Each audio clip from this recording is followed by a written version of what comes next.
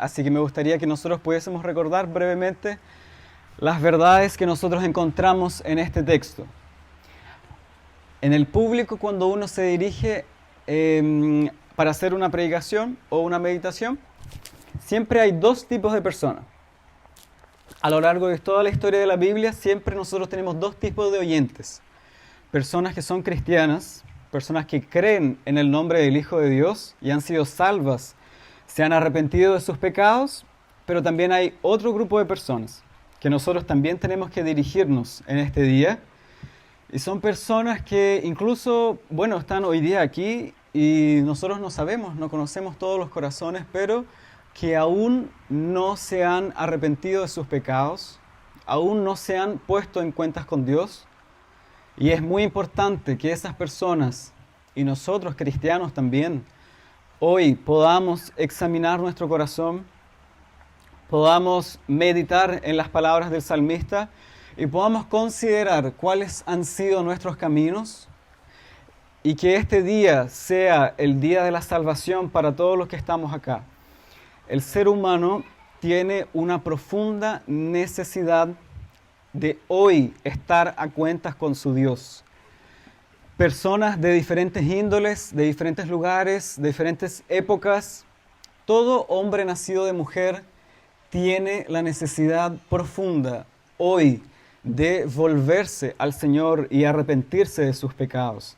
Nosotros por muchas veces, pensamos que el Evangelio nosotros lo escuchamos una sola vez cuando el Señor obra en nuestro corazón y después nos olvidamos.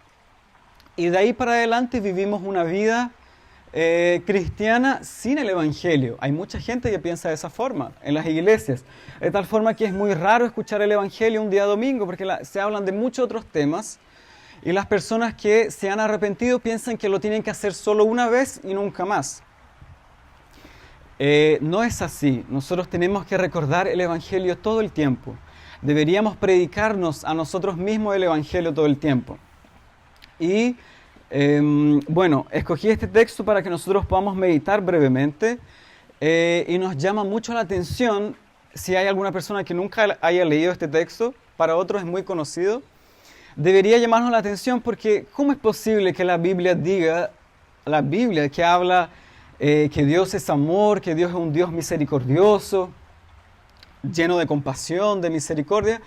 ¿Cómo es posible que este Dios esté airado contra el impío todos los días? ¿Cómo nosotros podemos conjugar eso? ¿Cómo podríamos explicarle a una persona que nunca ha escuchado hablar del Evangelio que Dios está airado contra él?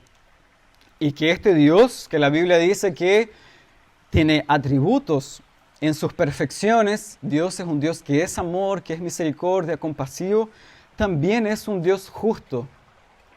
Y que este Dios está airado contra los pecadores. Y que este Dios, el texto dice que si el pecador no se arrepiente, escuchen bien, Dios afilará su espada. El salmista nos da la imagen de que Dios tiene en su mano una espada. Y Él va a afilar su espada contra todos aquellos que no se arrepienten de sus pecados. Y el texto dice que el arco, como un buen flechero, un buen cazador, el arco ya está preparado. Aquellos que no se arrepientan, el arco del Señor ya está preparado. Él ha preparado armas de muerte y ha labrado saetas ardientes. Esas saetas, ese arco que está entesado, va a ser disparado en el corazón de todos aquellos que no se arrepientan de sus pecados. La Biblia es clara en afirmar de que nuestro Dios, en todas sus perfecciones, uno de sus atributos es la ira de Dios. Dios está airado contra el pecador todos los días. Lo terrible de esto, de este tema es en la actualidad de que hay muchas iglesias cristianas que no tocan este tema. Hay muchas iglesias evangélicas que hablan mucho sobre el amor de Dios, abusan de este tema, hablan solo de eso, como si nuestro Dios no tuviera otros atributos. o si nuestro Dios no tuviera otras perfecciones. Y bueno, ¿para qué vamos a hablar de la ira de Dios? Porque eso asusta a las personas, ¿cierto? ¿Quién va a ir a una iglesia, a un culto, que yo le diga, vamos hoy porque hoy día se va a hablar sobre la ira de Dios? Nadie va a querer ir, probablemente a la gente le asusta eso. Entonces mejor lo sacamos, ¿cierto?, de nuestro itinerario y no tocamos ese tema. Le pasan la mano por encima del pecador y han incluso adoptado la frase muy mal utilizada, que no es una frase bíblica y no fue la frase dicha por ninguno de nuestros hermanos antiguos del pasado, de que Dios ama al pecador, pero Dios aborrece el pecado que hay en él. De tal forma de que nuestro Dios es un Dios de amor solamente, entonces Dios no está irado contra el pecador. La Biblia dice lo contrario a eso. La Biblia dice que Dios está irado contra el pecado y contra el pecador. Porque el que va a ser lanzado al infierno no es el pecado, en una cosa abstracta que se llama pecado, sino que el que va a ser lanzado al infierno son pecadores reales, de carne y hueso, conscientes de su maldad, serán lanzados en el infierno. Infierno, otra verdad que tampoco es predicada hoy día. Así como nosotros predicamos el cielo, también debemos hablar sobre el infierno. Así como nosotros también hablamos sobre la misericordia de Dios, también debemos hablar sobre su justicia. La Biblia nos enseña entonces que Dios está airado contra el impío todos los días. La Biblia dice, ¿qué es lo que la Biblia dice sobre la ira de Dios? La Biblia dice que la ira de Dios es uno de sus atributos, de sus perfecciones, así como son todos los demás. Y la Biblia profiere, a lo largo de todo Génesis, Apocalipsis, si usted hace una lectura limpia y plana, en toda la Escritura el Señor habla y se revela sobre la ira de Dios. La maldad de los hombres había llegado a tal punto, dice Génesis, que ¿qué hizo Dios? Los perdonó a todos y todos entraron al cielo y Dios siguió como un buen abuelito amoroso, dejando pasar la iniquidad de los hombres. No, Dios destruyó a los pecadores y Dios envió un diluvio que acabó con la tierra y salvó solamente a algunos justos, porque Dios no deja pasar el pecado. Su ira tiene que ser satisfecha de una forma, y la forma en que la ira de Dios tiene que ser satisfecha es pagando y un castigo por el pecado. La maldad de los hombres había llegado a tal nivel, dice en el Antiguo Testamento, de que Dios destruyó a los pecadores. Si nosotros seguimos avanzando y llegamos a Deuteronomio, por ejemplo, cuando es promulgada la ley de Dios, en la ley de Dios se dice de que el que peca tiene que morir. La ley de Dios dice, el Señor mismo dice en el Antiguo Testamento que mía es la venganza. Yo daré el pago, dice el Señor, a todos y a cada uno conforme a sus obras. Nosotros avanzamos, llegamos a los Salmos y nos encontramos con esta poderosa declaración de que Dios está irado contra el impío todos los días. Nosotros llegamos al Nuevo Testamento. Pablo comienza una de sus preciosas cartas en Romanos diciendo que la ira de Dios se revela desde el cielo contra todos los hombres, contra toda injusticia, impiedad, iniquidad. Y Pablo comienza a darnos una lista de cuáles han sido los pecados de los hombres. En Romanos capítulo 1 usted tiene esa poderosa declaración. Entonces la Biblia de Génesis a Apocalipsis habla sobre la ira de Dios y nosotros también debemos hablar sobre eso. Y la ira de Dios en su punto máximo, en el clímax de la historia de la humanidad, la ira de Dios se reveló de una forma más potente, más clara, más nítida, en la cruz de Cristo. Hace 2000 años atrás, Dios envió a su Hijo, nacido de mujer, nacido bajo la ley, y Cristo llevó sobre sí la iniquidad de los pecadores, de todos aquellos que creen en su nombre. Y allí entonces Dios descargó su ira sobre su Hijo amado. Ese fue el mayor lugar donde nosotros podemos ver manifestada la ira de Dios. Dios descargando su ira. Dios no pasando por alto el pecado de los hombres. porque el pecado de los hombres se debe pagar. Nosotros tenemos que pagar nuestros pecados. Debemos pagar. Y la forma en que podemos pagar, si nosotros nos arrepentimos con nuestra vida, nosotros seremos lanzados, seremos muertos eternamente porque hemos pecado contra nuestro Dios. No hay ser humano que pueda aplacar la ira de Dios. La ira de Dios necesita ser satisfecha y no hay ser humano que pueda satisfacerla. Moisés no pudo satisfacer la ira de Dios. Los filósofos de Grecia, nadie de ellos pudo satisfacer la ira de Dios. No hay un ángel que pueda satisfacer la ira de Dios. Tuvo que venir el propio Hijo de Dios para cargar sobre sí la iniquidad de hombres pecadores. Y allí en la cruz fue derramada la ira de Dios sobre él, porque él era el justo y el santo. Si alguien hoy nos pudiera preguntar, bueno, entonces, ¿por qué Dios está airado contra el impío? Es un hecho que Dios está airado contra el impío, pero ¿por qué Dios está airado contra el impío? ¿Por la nada? Como que desde siempre Dios está airado contra el impío. ¿Será que es así? Hay un momento en la historia de la humanidad que produjo este castigo. La historia no siempre fue así.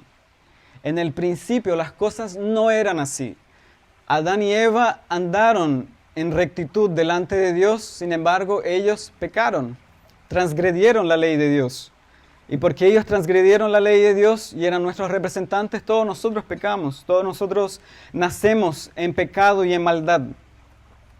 De tal forma que si usted piensa en su vida personal, en su mente, si trae a su mente los recuerdos de sus caminos, usted y yo deberíamos ser sinceros, ¿da un poco de agua? Un poco sinceros en decir de que hemos pecado contra nuestro Dios. ¿O acaso alguno de nosotros podría decir de que hemos sido santos y rectos delante de nuestro Dios? No hay nadie que podría decir eso. ¿Quién de nosotros podría levantarse y decir que sus caminos han sido rectos delante de Dios? Mi vida está abierta. ¿Usted ha escuchado eso? Mi vida está ahí. Yo nunca he hecho daño a nadie, yo nunca he hecho el mal. Este mensaje no es para mí, es para el que está al lado mío, para este tipo de personas, para los borrachos, para los ladrones. Hay mucha gente que piensa así, ¿eh? Hay mucha gente que ha dicho, como la hermana Carmen, que siempre conversamos eso, que hay una persona que le dijo a ella, Carmen, no le digas el evangelio a los estudiantes, el evangelio es para nosotros, gente más recta delante del mundo. Para los demás no, ¿cierto? Esa gente no, porque nosotros somos buenos, esa gente es mala, esa gente no... nosotros no somos pecadores. ¿Por qué? Porque vivimos una vida moralmente recta. ¿Por qué? ¿Por qué nosotros deberíamos ser justos? La Biblia dice que nosotros nacemos en pecado, nacemos en maldad, fuimos concebidos en pecado, en transgresión, en iniquidad. Y si fuéramos sinceros, deberíamos decir que cuando vivíamos en pecado, amábamos el pecado. El pecador ama el pecado. El pecador ama transgredir la ley de Dios. La ley de Dios no es su delicia. Las personas que viven en pecado les gusta vivir de esa forma. Es por eso que Dios derrama su ira contra los pecadores. Ha prometido hacerlo. Y nuestro Dios está irado contra nosotros por culpa de nuestros pecados. Es por eso que la Biblia afirma entonces que Dios está irado contra el impío todos los días.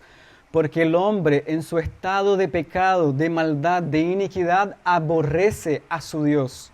El que lo creó, el hombre le da las espaldas a Dios y prefiere vivir su vida como a él le parece. Es por eso que usted tiene que entender que cuando usted invita a un familiar a la iglesia, el familiar no va a querer ir a la iglesia. Porque nosotros invitamos a algunos amigos del trabajo, de donde sea, ¿cierto? Vamos a escuchar la palabra el día domingo. La gente no quiere ir. La gente no quiere escuchar la palabra. Entonces nosotros decimos, oh, ¿y por qué no quiere venir? ¿Será que no se lo he dicho de la mejor forma? La respuesta no es esa. La respuesta es que el hombre en estado de pecado no quiere a Dios. El hombre aborrece a Dios. Las cosas de Dios son un fastidio para las personas. Si usted la invita a un cumpleaños, ahí van, ¿cierto? Si hay alguna fiesta, ahí están. Son los primeros, pueden pasar la noche entera en fiesta. Pero las cosas de Dios les son locura. El hombre aborrece a Dios. Para el hombre, si Dios no existiera, sería lo mejor del mundo. Porque este Dios nos frena, dicen ellos, nos restringe nuestra libertad. El hombre aborrece a Dios y en su corazón el hombre ha transgredido la ley de Dios. El hombre está muerto en sus delitos y pecados. Y sí es justo que un día nuestro Dios derrame su ira sobre los pecadores. ¿Quién podría decir que hay injusticia de parte de Dios? Dice Pablo en Romanos. ¿Hay injusticia de parte de Dios? ¿Por qué habría injusticia si es el hombre el que ha pecado contra Dios? Si un juez en un juicio deja libre a los ladrones, o deja libre a cualquier persona que ha asesinado a otra, ese juez sería justo. Para nada, ¿cierto? Nosotros hoy día se habla mucho de injusticia, que los jueces son injustos. Nuestro Dios es un juez justo. Y los pecadores han pecado contra nuestro Dios, por tanto sí es justo que nuestro Dios condene a los pecadores para siempre, por su maldad, por su iniquidad. Sin embargo, a pesar de que esta sea la realidad, como nosotros leemos en el Salmo, y de que nuestro Dios está irado contra el impío todos los días, Dios todavía no derrama su ira sobre la humanidad, sino que Dios muestra su paciencia y su bondad y su misericordia sobre los pecadores, porque Dios podría destruirte en cosa de segundos. Acaba con tu vida y eres lanzado para el infierno para siempre.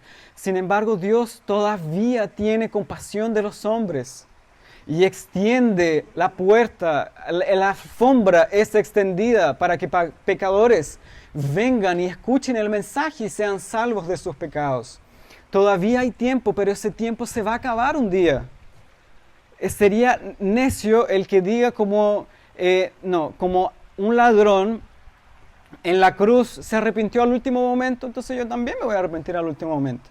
Voy a dedicar mi vida a vivir como yo quiera, si total en el último momento yo me puedo arrepentir.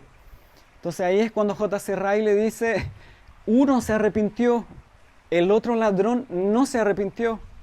¿Quién podría decir que tu historia sería la del que se arrepintió? Podría ser perfectamente del que no se arrepintió. Por tanto, no es sabio esperar hasta el último día. Porque sí habrá un día cuando las puertas de los cielos se van a cerrar. Y el que clame y el que quiera no podrá más, porque se le dio toda la oportunidad durante la vida. Y se escuchó el mensaje del Evangelio y aún no quiso arrepentirse. Las puertas de los cielos se van a cerrar un día. Y ya no habrá más perdón. Ya no habrá más misericordia. Dios va a derramar su justicia sobre la vida de los pecadores. Siendo esa la realidad de que Dios está irado contra el impío todos los días, ¿es esa, ahora la pregunta es esa la triste historia? ¿Es el fin de la historia? De que Dios está irado contra los impíos y contra los pecadores y que no hay forma de que los hombres se puedan salvar por sí mismos, y como dice el Evangelio, de que no hay obras que podamos hacer para ser salvos. Porque, mire, no hay obras que le puedan salvar. No lo hay. Jamás lo ha habido.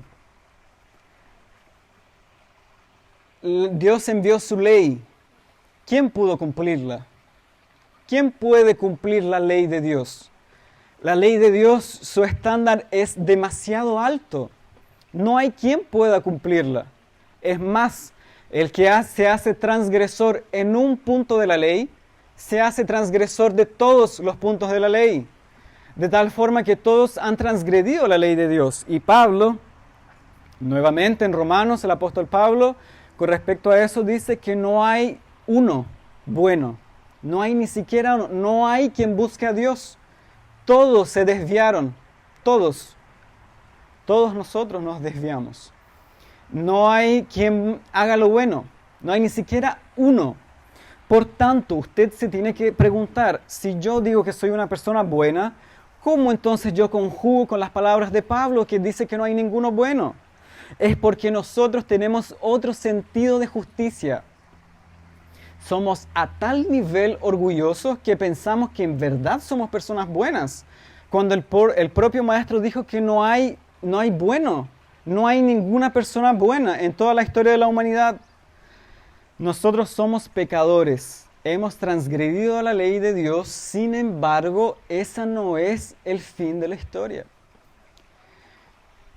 Cristo vino a este mundo para salvar a pecadores. El apóstol Pablo, la pregunta es, que yo estaba diciendo, ¿cuál era la última pregunta? La última pregunta es, ¿cómo podemos huir de esta ira? ¿Hay forma de huir de la ira venidera? Sí hay forma de huir de la ira venidera. El apóstol Pablo, cuando escribe a los tesalonicenses, da una maravillosa descripción de nuestro Salvador porque dice que es Jesús el que nos libra de la ira venidera. No hay otro nombre, no hay otra persona que nos pueda salvar de la ira venidera.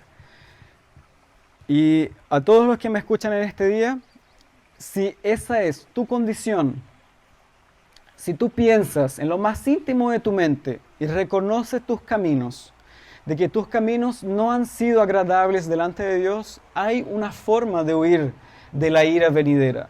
Hay una forma de huir del día de la ira. Y el apóstol Pablo dice que y esa forma es una persona. El Señor Jesucristo nos puede librar de la ira venidera. Juan el Bautista, cuando comenzó su mensaje, su predicación en el desierto, él no dijo, Dios ama al pecador y aborrece el pecado que hay en él. Juan el Bautista no dijo, vengan porque Dios los ama a todos por igual. O que Dios tiene un plan maravilloso para tu vida. Tú vas a ir de mejor en mejor, de gloria en gloria, como dicen las iglesias de la prosperidad.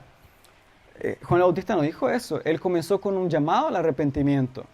Arrepentidos y convertidos, porque el reino de los cielos se ha acercado. Jesús, cuando comenzó su mensaje y su ministerio, él dijo lo mismo. Los pecadores tienen que arrepentirse de sus pecados. Y la forma de huir de la ira venidera es huyendo de la ira venidera, corriendo hacia Cristo. Él es la única persona que te puede salvar de tus pecados. Él es el único que puede limpiarte de tu iniquidad. La ira de Dios está sobre ti si tú no te arrepientes. Su arco está preparado. Las flechas de Dios van a ser lanzadas contra aquellos que maquinan la iniquidad, la maldad, la transgresión, que albergan el pecado en su corazón. Dios los va a destruir un día. Si ese es tu estado y tu condición, tú debes hoy huir a Cristo. Es imperioso, es una gran necesidad que tú tienes, que yo tengo, de ponerte a cuentas hoy con tu Dios.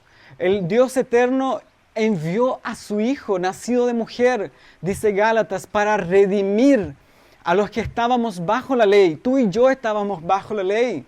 Y la forma de huir de la maldición de la ley es huyendo hacia el Salvador. Él es el único que puede salvar a los hombres de su pecado. Es eso que hace distinto el cristianismo de las demás religiones. Las otras religiones te van a decir que tú tienes que hacer ciertas cosas para ser salvo. Inclusive iglesias evangélicas, que se dicen evangélicas, la gente que visita las iglesias, algunas iglesias evangélicas, si usted conversa un poco más con ellos y le hace la pregunta que yo siempre digo que uno tiene que hacer a una persona para saber si es cristiana o si en verdad ha entendido el cristianismo, pregúntele, ¿cuándo Dios te convirtió? Hay mucha gente evangélica que va a decir, es que yo nací dentro de la iglesia, que yo visito una iglesia, que mi papá iba a la iglesia, mi mamá, mi hermano, yo tocaba. ¿Ha escuchado eso? Yo tocaba en la estudiantina, en el coro, yo tocaba instrumento y yo ofrendaba. ¿Se fija? yo hacía, yo hago. Esas son obras. La Iglesia Católica le va a decir, usted visita la iglesia, participe en las misas, usted reza a los santos, haga tal esto, lo otro, confiese sus pecados con un cura y ya, listo. Peca, rece nuevamente a María, los santos, haga. Todas las otras religiones dicen lo mismo, que usted tiene que hacer cosas, vivir una vida recta. ¿Quién puede vivir una vida recta? ¿Quién puede hacer buenas obras? Buenas obras son buenas cuando Dios las considera como buenas. No son buenas obras las que yo pienso que son buenas obras. La confesión de fe dice eso, que son buenas cuando se hacen en Cristo. Y por tanto, si yo no estoy en Cristo, yo no tengo ninguna buena obra. Todas mis obras son como trapos de inmundicia, dice Isaías. Por tanto, la única forma que una persona puede ser salva no es mediante las obras. Pablo dice, concluimos pues que el hombre no es salvo por las obras de la ley. No hay hombre que pueda ser salvo por las obras de la ley. Es por la fe. Ese es el mensaje distintivo del cristianismo, de la palabra, que es por la fe en el Señor Jesucristo. Usted tiene que reconocer sus pecados, su iniquidad, su transgresión, su maldad. Tiene que arrepentirse de sus pecados. Tiene que dejar la iniquidad, dejar el orgullo, la maldad del corazón. Tiene que volverse a Dios. Este Dios, Él proclama que usted tiene que entrar por la puerta estrecha, angosta. Es un camino angosto. Así la palabra refleja el cristianismo. Y esta puerta angosta, dice el Dr. Lloyd Jones, no es como una puerta que nosotros imaginamos, la típica puerta, sino que es más bien como un torniquete. Pasa uno por uno. No pasa usted con su mamá, no pasa usted con su papá, con su iglesia, con sus títulos, no pasa usted con su dinero. Es usted solo, usted y Dios. Un encuentro personal con Dios, individualmente, personal. Cuando las puertas de los cielos se abran y usted muera, porque la muerte es real, ¿cierto? La muerte es real. No importa si usted es joven, no importa su vitalidad, no importa su apellido, no importa su nivel socioeconómico, su estatus social, no importa su trabajo, no importa nada de eso. La muerte viene, se lleva a cualquier persona. El peregrino muestra como un caballo, ¿cierto?, que anda rondeando por las personas, de repente atrapa alguna. ¿Quién va a resistir ante la muerte? Ni la reina Elizabeth pudo resistir ante la muerte, aunque tenga los mejores médicos. No hay vuelta atrás. Si la muerte viene por su vida, usted se va a presentar delante de su Creador. Escúcheme, quiera usted o no. La muerte no le va a preguntar, ¿usted quiere morir? No va a decir eso. ¿Usted le gustaría o no? Mejor mañana. Usted quiera o no, crea o no, porque yo puedo estar hablando ante este público y puede haber gente que no cree absolutamente nada de lo que estoy diciendo yo y piensa que yo soy un charlatán. Piense usted eso o no, usted se va a presentar delante del juez un día. Y cuando ese juez le diga, ¿por qué tú vas a entrar, Benjamín, Marco, los que sean, hermana Carmen? ¿Por qué va a entrar al cielo? ¿Por qué? ¿Por qué Dios debería dejar entrar al cielo? ¿Por qué? ¿Cuál es la razón? ¿Cuál es el argumento? No vaya a decir ese día que usted visitó la iglesia. No vaya a decir ese día que usted ofrendó, que usted hizo una oración del pecador un día. Y listo, yo fui salvo, se acabó. No vaya a decir eso. Usted tiene que decir que Cristo es su justicia. Revístase de Él. Cúbrase de Él. Él tiene un manto de justicia, dice Isaías. Nosotros tenemos trapos de inmundicia. Cuando usted cree en el nombre del Hijo de Dios, lo que Él hace es cubrirlo con su justicia. Él le da de su manto, de sus vestidos reales, blancos como la nieve. Él lo purifica de sus pecados. Así usted podrá presentarse delante del juez y entrar en las mansiones, en las moradas celestiales que están preparadas para todos aquellos que creen en el nombre del Hijo de Dios. Todas las personas cristianas, no importa la denominación, no importa el letrero que tenga su iglesia, no importa la edad, no importa pecados que haya cometido, si usted se ha arrepentido, grande esperanza hay para usted. Nuestra vida, la vida del cristiano, es una vida de esperanza, es una vida de alegría, porque un día se va a acabar la lucha contra el pecado. Y ya no hay más condenación, dice Pablo, para aquellos que están en Cristo Jesús. El pecado ya no será nuestra morada. No vamos a tener más preocupación con el pecado porque estaremos con nuestro Dios para siempre. La Biblia exalta al hombre cristiano. La Biblia eleva la dignidad humana, dándonos esperanza, gozo. Usted que es cristiano tiene que tener gozo en este día. Alegría suprema, llena de gloria, dice Pedro, porque usted tiene una mansión celestial preparada para aquellos que se han arrepentido de sus pecados y han creído en el nombre del Hijo de Dios. El mundo hoy nos desprecia, el mundo desprecia al cristiano, pero habrá un día en que ellos serán despreciados, cuando Dios redima a su pueblo y nos lleve a las mansiones eternas. Sin embargo, aquellos que no han creído en el nombre del Hijo de Dios no tendrán esperanza alguna. Serán lanzados en la eternidad en el infierno, que es preparado para todos aquellos que no creen en el nombre del Hijo de Dios. Para aquellos que después de haber escuchado estas palabras digan, voy a seguir viviendo mi vida como a mí me parece.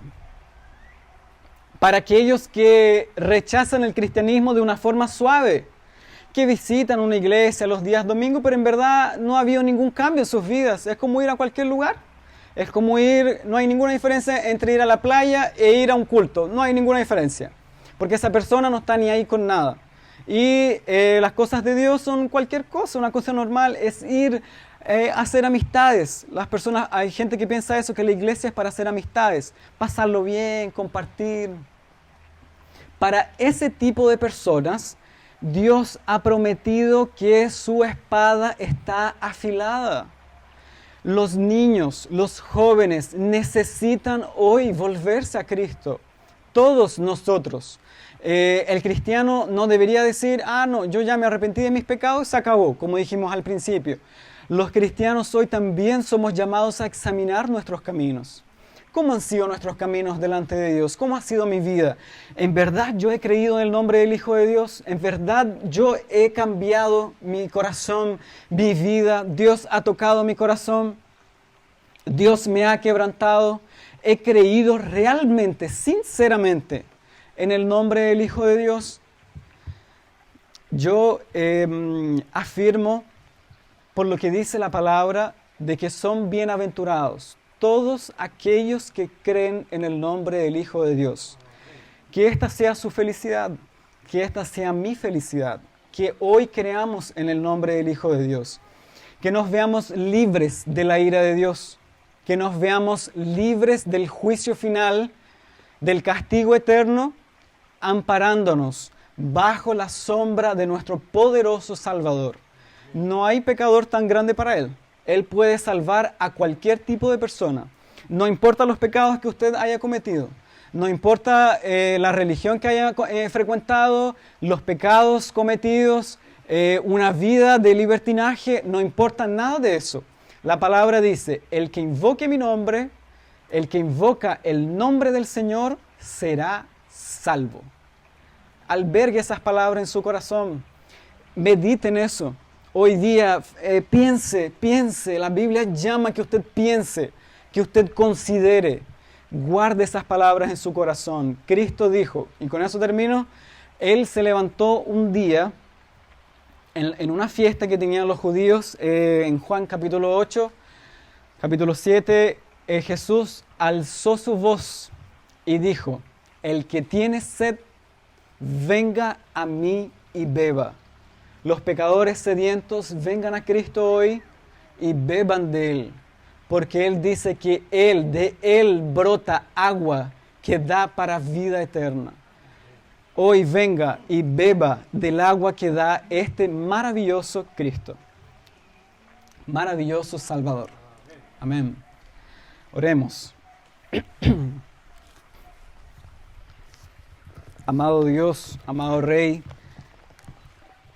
nuestro corazón se estremece delante de las palabras del salmista, de que la ira de Dios va a ser derramada un día sobre pecadores. Señor, nosotros recordamos nuestra condición pasada, pecadores, hijos de ira, lo mismo que los demás.